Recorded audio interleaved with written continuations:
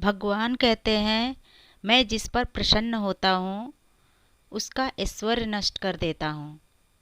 असाध्य रोग, यही मेरी प्रसन्नता है, माया का नाश। एकमात्र भरोसा के भगवान का दूसरा कोई नहीं है। ये सबको नहीं समझ आएगा।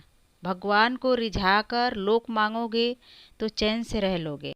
अगर उनसे प्यार करने की बात मन में ठाने तो दूसरे का आश्रय रहने नहीं देंगे। याद रखना, जितने दूसरे रहेंगे सब खत्म।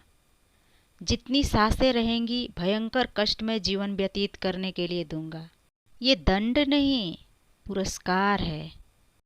अनंत जन्मों का हिसाब बराबर करके कहीं इसकी मृत्यु हमसे हट न जाए, ऐसे घेरे में डाल के अखंड चिंतन करवा के श्याम सुंदर जिस पर कृपा कर देते हैं, सबसे पहले उसके विषय भोगों का नाश कर देते हैं।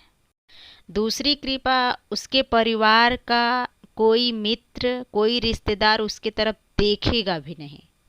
फिर ऐसा दुख प्रदान करते हैं कि केवल एक भरोसा रह जाता है, बस नाथ आपके सिवा हमारा कोई नहीं है।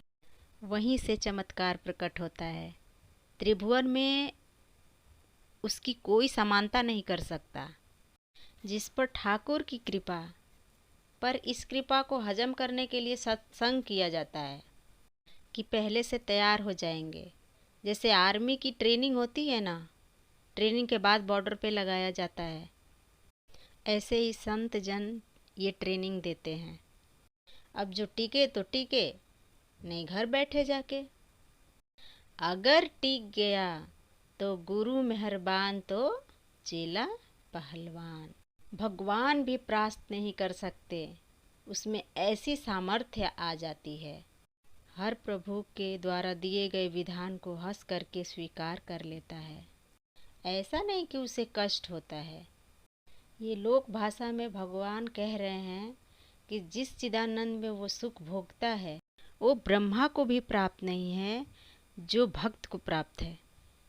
भक्त का वैभव दिव्य होता है, वो अचिंत्य है, तुम चिंतन भी नहीं कर सकते। वो ऐसा वैभव है।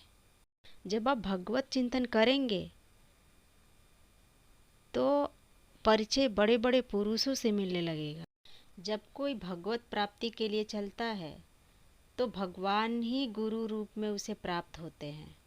वहाँ तक तुमको पहुँचा देते हैं या उन महापुरुषों को आपसे मिला देते हैं। जब कोई भगवत प्राप्ति के लिए जहाँ चलता है, ये भगवान अपनी तरफ से कृपा करते हैं।